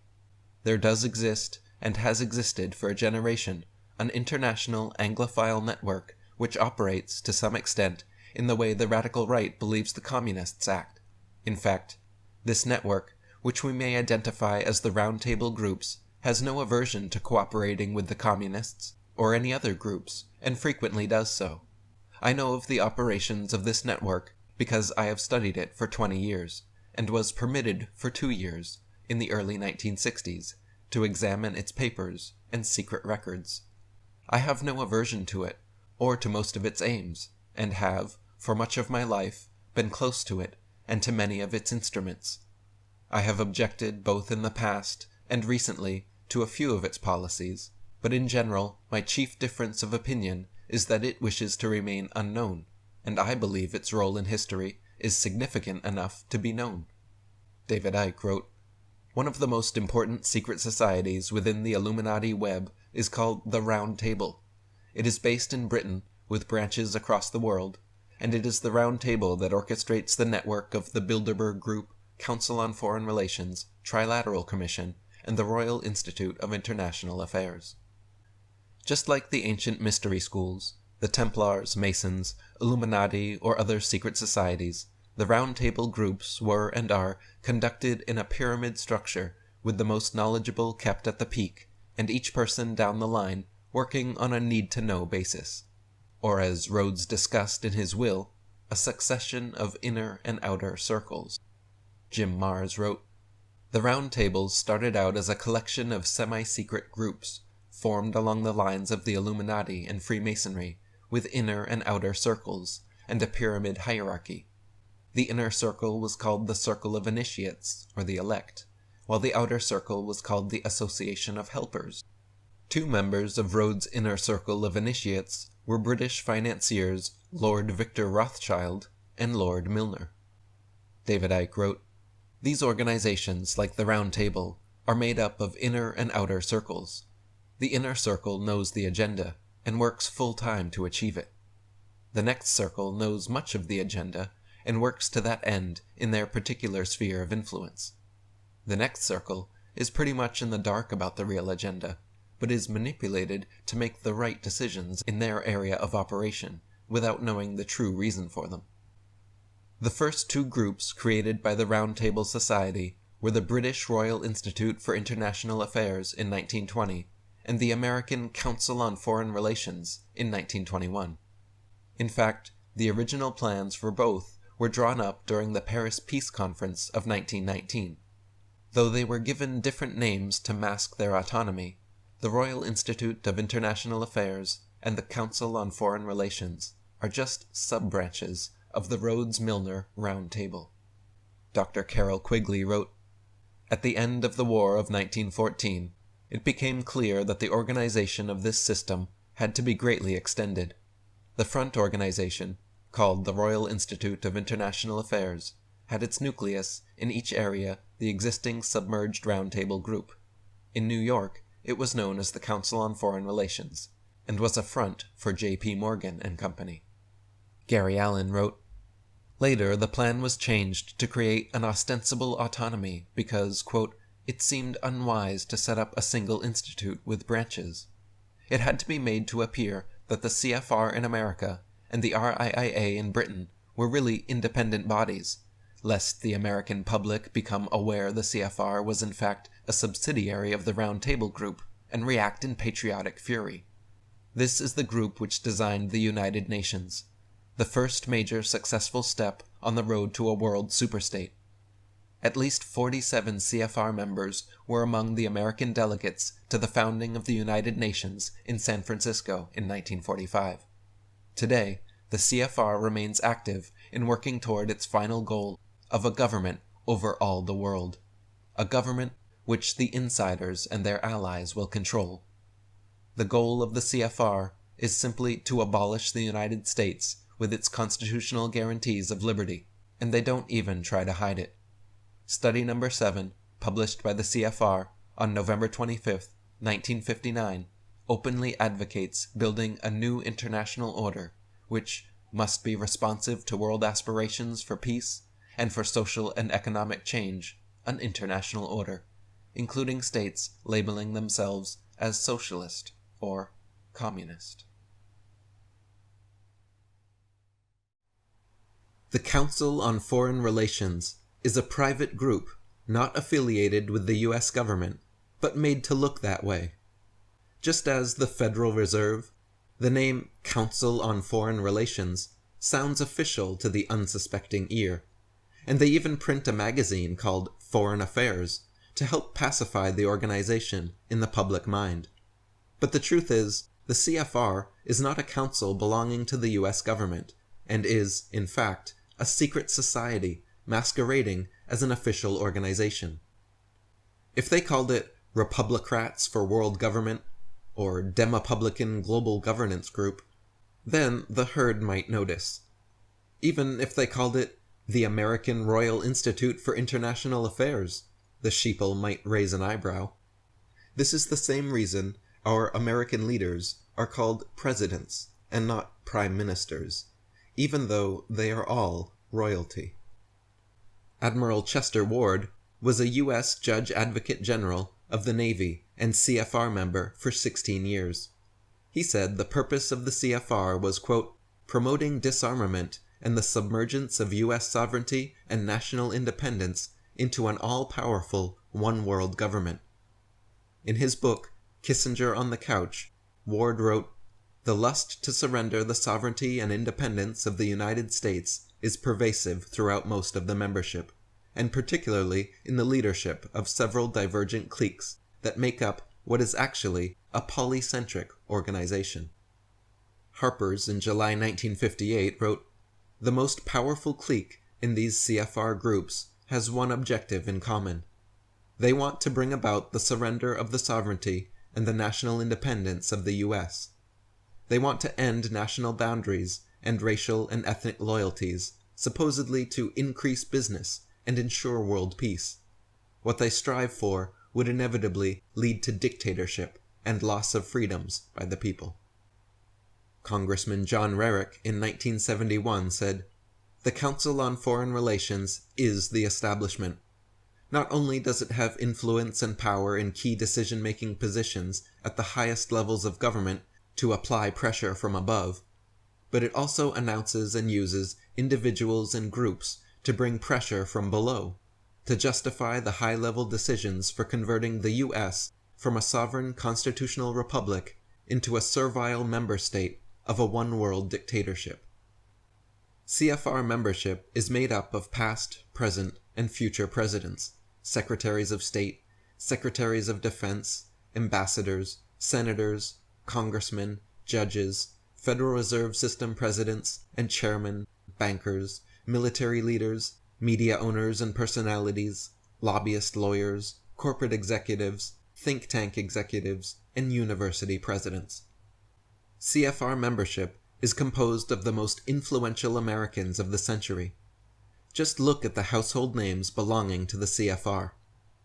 George Bush, Bill Clinton, Hillary Clinton, Jimmy Carter, Gerald Ford, Richard Nixon, John F. Kennedy, Dwight Eisenhower, Herbert Hoover, Robert Kennedy, Al Gore, Condoleezza Rice, Jesse Jackson, Colin Powell, Strobe Talbot, James Woolsey, John Dulles, Michael Dukakis, Fred Thompson, John McCain, Barack Obama, Mitt Romney, Rudy Giuliani, John Edwards, Michael Bloomberg, John Kerry, Thomas Keane, Henry Kissinger, Zbigniew Brzezinski, Jonathan Bush, Angelina Jolie, Dan Rather, Diane Sawyer, Barbara Walters, Consuelo Mack, Warren Beatty, William Buckley Jr., Newt Gingrich, Alan Greenspan, Paul Wolfowitz, Averill and Pamela Harriman, David, Nelson, and Jay Rockefeller, William and McGeorge Bundy, Brent Scowcroft, and Paul Warburg.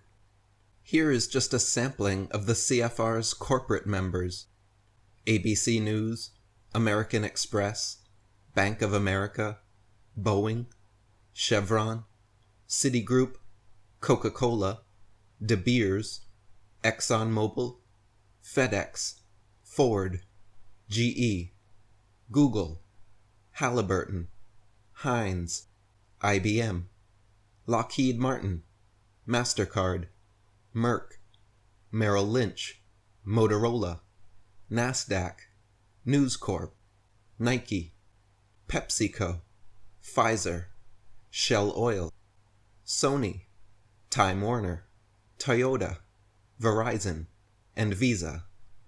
Gary Allen wrote, "Although the membership of the CFR is a veritable who's who in big business and the media, probably only one person in 1,000 is familiar with the organization itself, and even fewer are aware of its real purposes. During its first 50 years of existence, the CFR was almost never mentioned by any of the moguls of the mass media.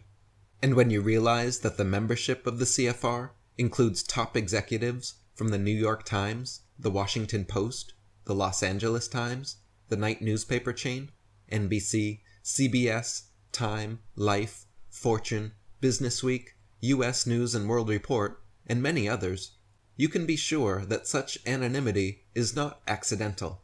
It is deliberate. They control or own major newspapers, magazines, radio, and television networks, and they control the most powerful companies in the book publishing business. Nearly every U.S. president since its inception has been a CFR member. Even the non-CFR presidents have had administrations full of members. For instance, Ronald Reagan wasn't a CFR member, but his vice president George Bush was CFR, and so were 28 members of his transition team alone. George W. Bush was not a CFR member either, but his father and uncle are. His vice president Dick Cheney is, and his administration is swarming with them. At the founding meeting of the United Nations, there were 74 CFR members. The Clinton administration had over 100 CFR members. The Nixon administration had over 115 CFR members, all in key executive branch positions, most of whom continued through the Ford years, and a few of whom are still in power today. The Council on Foreign Relations, like Skull and Bones, always promotes candidates from both the Democrat and Republican parties, thus ensuring a win for the New World Order. In 1952 and 1956, CFR Republican Dwight Eisenhower ran against CFR Democrat Adlai Stevenson. In 1960, it was CFR Republican Richard Nixon against CFR Democrat John F. Kennedy.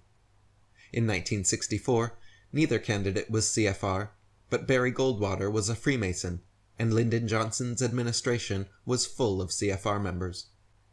In 1968, it was CFR Republican Richard Nixon versus CFR Democrat Hubert Humphrey. In 1972 was Nixon again versus CFR Democrat George McGovern. In 1976, CFR Republican Gerald Ford lost to CFR Democrat Jimmy Carter. In 1980 was Mason Republican Ronald Reagan versus CFR Democrat Jimmy Carter and CFR Independent John Anderson. 1984 was Reagan again against CFR Democrat Walter Mondale. In 1988, CFR Republican George Bush ran against CFR Democrat Michael Dukakis. 1992 was Bush again running against CFR Democrat Bill Clinton. In 1996, Clinton was challenged by CFR Republican Bob Dole. In 2000, CFR Democrat Al Gore lost to Skull and Bones Republican George W. Bush, with CFR running mate Dick Cheney. In 2004, Bush was challenged by Brother Bonesman and CFR Democrat John Kerry. The CFR owns the monopoly market on both presidents and presidential candidates. In the 2008 presidential race, the CFR propped up Democrats Hillary Clinton, Barack Obama, John Edwards, and Republicans Rudy Giuliani, John McCain, Mitt Romney, and Fred Thompson. In 2012, Both frontrunners, Mitt Romney and Barack Obama, were both CFR. Dr. Carol Quigley wrote, "The chief problem of American political life has been how to make the two congressional parties more national and international. The argument that the two parties should represent opposed ideals and policies, one perhaps of the right and the other of the left, is a foolish idea acceptable only to doctrinaire and academic thinkers. Instead, the two parties should be almost identical, so that the American people can throw the rascals out at any election without leading to any profound or extensive shifts in policy." The Chicago Tribune editorial on December 9, 1950 wrote, "The members of the Council on Foreign Relations are persons of much more than average influence in their community. They have used the prestige that their wealth, their social position, and their education have given them to lead their country toward bankruptcy and military debacle. They should look at their hands.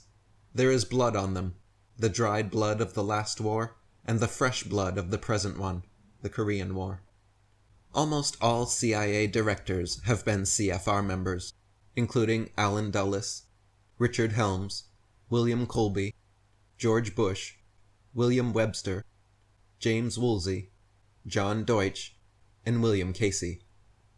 Many U.S. senators were also members, including David Boren, William Bradley, John Chafee, William Cohen, Christopher Dodd, Bob Graham, Joseph Lieberman, George Mitchell, Claiborne Pell, Larry Pressler, Charles Robb, John D. Rockefeller, and William Roth Jr. For U.S. congressional representatives, there has been Howard Berman, Thomas Foley, Sam Gedgenson, Richard Gephardt, Newt Gingrich, Amory Houghton Jr., Nancy Lee Johnson, John Lewis, Robert Matsui, Dave McCurdy, Eleanor Holmes Norton, Thomas L. Petrie, Carlos Romero Barcelo, Patricia Schroeder, Peter Smith, Olympia Snow, John Spratt, and Louis Stokes. As for Secretaries of Defense, Neil McElroy, Robert Gates, Robert McNamara, Melvin Laird, Elliot Richardson, Donald Rumsfeld, Harold Brown, Caspar Weinberger, Frank Carlucci, and Dick Cheney. And U.S. ambassadors to Australia, Britain, Chile, Czech Republic, France, India, Italy, Japan, Korea, Mexico, Nigeria, Philippines, Poland, Romania, Russia, Spain, South Africa, and Syria. This is just a sampling of the high-level government positions held by hundreds, if not thousands, of CFR members. As Robert Anton Wilson said, if the CFR had millions of members, like, say, the Presbyterian Church, this list might not mean much. But the CFR only has 3,200 members. And Gary Allen wrote, "The plan, as publicly stated by the CFR's Richard Gardner, part-time State Department functionary and Columbia University professor of law and international organization, amounts to this. Instead of trying to make the UN a complete world dictatorship immediately, the establishment will identify different problems in different countries. Then, they will propose a solution, which can only be achieved by some kind of international agency, so that each country concerned will be forced to surrender another segment of its national independence. Gardner considers this piecemeal approach the practical road to the end of nationhood."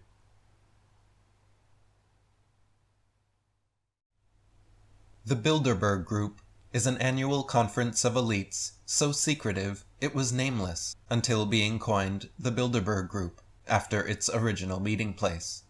They first convened in 1954 at the Bilderberg Hotel in Holland under direction of Prince Bernhard and David Rockefeller. There is a core of 39 regulars with nearly 130 elites in politics, banking, business, and the media invited each year. Paul Joseph Watson wrote, "Surely senior officials of the World Trade Organization, Federal Reserve, financial institutions like Rockefeller, the man himself, the EU and UN world government models, and corporate oil conglomerates couldn't belong to the same group as the leading politicians and the media. Well, they do. They all belong to the Bilderberg Group. Alex Jones wrote, in 1954, the elite of the world met in secret at the Bilderberg Hotel in Holland. The Bilderberg Group would later admit that their mission was the formation of the EU. Once the EU was established, under the guise of trade deals, a North American Union and Asian Union would be formed. The three interlocking superstates form the core of the world government, while the United Nations would serve as a world regulatory and enforcement body over the Third World subregions. The Bilderberg Group consists of the heads of all the managing roundtable groups that steer individual countries. Picture the elite power structure of the world as a giant pyramid, with only the elite of the elite at the tip-top of the capstone. The group has been so secretive that until the mid-1980s, the controlled corporate media denied its existence. Into the late 1990s, coverage only consisted of rare one-line mentions, but with the rise of the alternative media, their stranglehold on information has begun to slip. In the Illuminati hierarchy, Bilderberg Group is above and controls the Council on Foreign Relations, the Royal Institute of International Affairs, and the Trilateral Commission. It is composed of kings, queens, princes and princesses, presidents and prime ministers from all over the world, IMF, World Bank, and Federal Reserve heads, U.S. senators, CFR members, EU commissioners, Rockefellers, Rothschilds, journalists, TV news anchors, CEOs, and more. The last 6 heads of NATO have been from the Bilderberg Group. In 1991, Bill Clinton was invited, and the next year became president. Hillary has also been to Bilderberg. Other notable attendees include Margaret Thatcher, Tony Blair, Gordon Brown, Dan Quayle, Alan Greenspan, Gerald Ford, Henry Kissinger, Richard Pearl, Donald Rumsfeld, Colin Powell, William Perry, Prince Charles, Prince Philip, King Juan Carlos and Queen Sofia of Spain, Queen Beatrix and Prince Bernhard of the Netherlands, Peter Jennings, Rupert Murdoch, William F. Buckley Jr., Nelson J. and David Rockefeller, Jacob, Guy, Evelyn, Emma, and Lynn Rothschild, Sigmund, and Eric Warburg. Gary Allen wrote, the Bilderbergs meet once or sometimes twice a year. Those in attendance include leading political and financial figures from the United States and Western Europe. Prince Bernhard makes no effort to hide the fact that the ultimate goal of the Bilderbergers is a world government. In the meantime, while the New World Order is being built, the Bilderbergers coordinate the efforts of the European and American power elites. Prince Bernhard's counterpart among the American Bilderbergers is David Rockefeller, chairman of the board of the CFR, whose economic base is the giant Chase Manhattan Bank and Standard Oil. Among the other Bilderbergers from the world of ultra-high finance are Baron Edmund de Rothschild of the House of Rothschild, C. Douglas Dillon of Dillon Read and Company, Robert McNamara of the World Bank, Sir Eric Roll of S.G. Warburg and Company, Pierce Paul Schweitzer of the International Monetary Fund, and George Ball of Lehman Brothers. Every single one of those named as past and present members of the Bilderberger Steering Committee is or was a member of the Council on Foreign Relations. If you have never heard of Bilderberg, it's likely because the heads of CNN, Fox News, Newsweek, Time, The Washington Post, The Wall Street Journal, and many other media outlets are regular attendees. Protesters and journalists are kept well at bay by private police. No one is allowed anywhere near for coverage, and no minutes of the meetings are made public. Alex Jones wrote, now the Bilderberg Group in Reuters, which they own, has gone public that it actually grooms our presidents and our prime ministers. That, yes, its members really are international bankers. Yes, royal families are involved. Yes, the Bilderberg Group runs the central banks. And yes, the elitists see us as the property of a world superstate. Bilderberg member Prince Philip, in his own publication, If I Were an Animal, brags about how he would kill 80% of the population, how his great dream is to come back as a virus. Gary Allen wrote, Of course, the landscape painters merely brush the Bilderbergers right out of existence and focus the public's attention on something like the conditions in the prisons or Coke bottles littering the highways. Since the Bilderbergers are a group of the left, they are allowed to go on in peace and quiet, planning for 1984. The fact that there is heavy Rockefeller, Chase Manhattan Bank, and CFR influence in the media might also have something to do with the fact that while everybody has heard of, say, the John Birch Society, and almost always in a derogatory manner from the Eastern establishment media, practically nobody has heard of the Bilderbergers.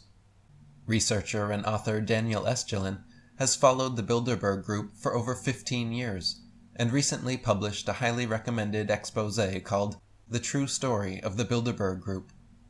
Journalist Jim Tucker has been following Bilderberg for more than 30 years, and attended and staked out over 20 meetings. In Alex Jones's Bilderberg documentary, Endgame, Jim Tucker mentions his original disbelief such a group could exist without his knowledge.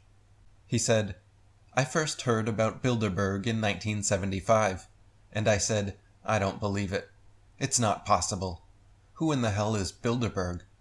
I spent 20 happy years with metropolitan newspapers, all the wires clicking in my ear.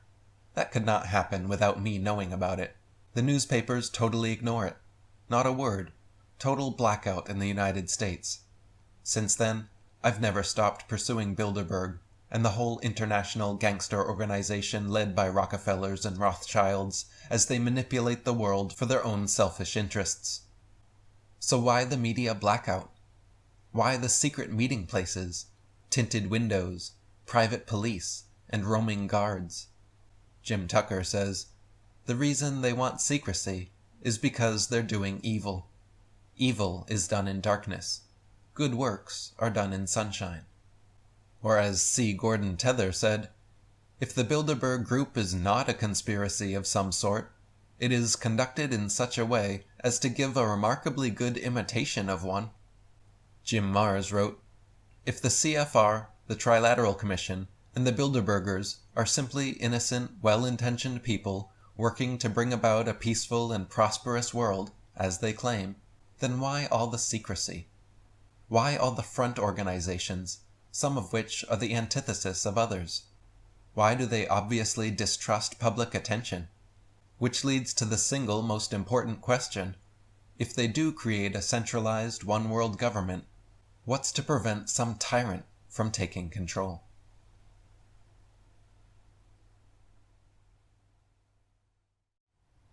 The Trilateral Commission was founded by David Rockefeller and Zbigniew Brzezinski in July 1973, and is composed of approximately 325 elites in business, banking, and politics. The Trilateral Commission is propagated as being an economic cooperation between America, Europe, and Japan, but in reality is another secretive society and organization, this one specializing in creating the trilateral economic interdependence necessary to bring in the New World Order system of world currency and world governance. They are setting up the framework and power structure necessary for these multinational banks and corporations to assume total control, dominating the world's populations, governments, and economies. Alex Christopher wrote, the Trilateral Commission is an international organization founded by David Rockefeller, who also had a part in the founding of the Council on Foreign Relations, and who is chairman of the board. The Trilateral Commission is the Illuminati's attempt to unite Western Europe's common market, Japan, Canada, and the United States into an economic and political confederacy. What they couldn't do through the political side of the Illuminati, Council on Foreign Relations, they are now trying through the economic approach. Anthony Sutton wrote, the Trilateral Commission was founded by the persistent maneuvering of David Rockefeller and Zbigniew Brzezinski. Rockefeller, then chairman of the ultra-powerful Chase Manhattan Bank, a director of many major multinational corporations and endowment funds, has long been a central figure in the mysterious Council on Foreign Relations. Brzezinski, a brilliant prognosticator of one-world idealism, has been a professor at Columbia University and the author of several books that have served as policy guidelines for the CFR. Brzezinski served as the Trilateral Commission's executive director from its inception in 1973 until late 1976, when he was appointed by President Carter as Assistant to the President for National Security Affairs. Some notable members of the Trilateral Commission include George Bush, Dick and Lynn Cheney, Bill Clinton, Al Gore, Jimmy Carter, Walter Mondale, David Rockefeller, Zbigniew Brzezinski, Henry Kissinger, David Gergen, Richard Holbrooke, Madeleine Albright, Robert McNamara, Paul Volcker, Alan Greenspan, and Paul Wolfowitz. U.S. Senators Dianne Feinstein, Robert Taft Jr., Charles Robb, William Cohen, and John Glenn. Congressmen, ambassadors, secretaries of Treasury, State, and many other political figures are trilateralists. There are also many banking institutions represented at trilateral meetings, including the European Central Bank, World Bank, IMF, the Federal Reserve, Chase Morgan, Citibank, Bank of America, Bank One, Bank of Tokyo, Bank of Japan, and more. Also, plenty of multinational corporate interests are represented, including Fuji Xerox, Goldman Sachs, AIG, ExxonMobil, Shell, Chevron, Texaco, Sony, Samsung, Comcast, Time Warner, Carlyle Group, Levi Strauss, Daikin, Sara Lee, GE, GM, Ford, Chrysler, Toyota, Mitsubishi, Johnson & Johnson, IBM, Boeing, and Citigroup. Laurie Strand wrote, "Many of the original members of the Trilateral Commission are now in positions of power where they are able to implement policy recommendations of the Commission, recommendations that they themselves prepared on behalf of the Commission. It is for this reason that the Commission has acquired a reputation for being the shadow government of the West. The Trilateral Commission's tentacles have reached so far in the political and economic sphere that it has been described by some as a cabal of powerful men out to control the world by creating a supranational community dominated by the multinational corporations." Senator Barry Goldwater wrote, "David Rockefeller's newest international cabal, the Trilateral Commission, is intended to be the vehicle for multinational consolidation of the commercial and banking interests by seizing control of the political government of the United States. The Trilateral Commission represents a skillful, coordinated effort to seize control and consolidate the four centers of power: political, monetary, intellectual, and ecclesiastical. All this is to be done in the interest of creating a more peaceful, more productive world community. What the Trilateralists truly intend is the creation of a worldwide economic power superior to the political governments of the nation-states involved. They believe the abundant materialism they propose to create will overwhelm existing differences. As managers and creators of the system, they will rule the future." During the birth of the Trilateral Commission was the U.S. Carter administration, which was full of members. President Jimmy Carter and Vice President Walter Mondale were trilateralists. Carter's Secretaries of State, Defense, and Treasury, Vance Brown and Blumenthal, were all members. Carter's National Security Advisor Zbigniew Brzezinski co-founded the commission, and on top of that, Carter placed 26 other members into senior administrative positions. Brzezinski wrote of the commission in his book Power and Principle, saying, "Contrary to the myth, the Trilateral Commission is not a conspiracy designed to dominate the world, but genuinely strives to engage Americans, Western Europeans, and Japanese in a common endeavor to shape a more cooperative world." In the same book, he wrote, "All the key foreign policy makers of the Carter administration had previously served in the Trilateral Commission." The next president, Ronald Reagan, was not a trilateral member, but his vice president George Bush was, and so were many men in his administration. After Reagan was 8 years of Bush the trilateralist, then 8 years of Clinton the trilateralist, both of whom appointed dozens of other members to high-level positions. Bush Jr. is not a member, but his father is, his Vice President Cheney is, and he has appointed members to his cabinet. At a Trilateral Commission meeting in 1991, David Rockefeller actually said, "We are grateful to the Washington Post, the New York Times, Time Magazine, and other great publications whose directors have attended our meetings and respected their promises of discretion for almost 40 years. It would have been impossible for us to develop our plan for the world if we had been subject to the bright lights of publicity during those years. But the work is now much more sophisticated and prepared to march towards a world government. The supranational sovereignty of an intellectual elite and world bankers is surely preferable to the national autodetermination practiced in past centuries.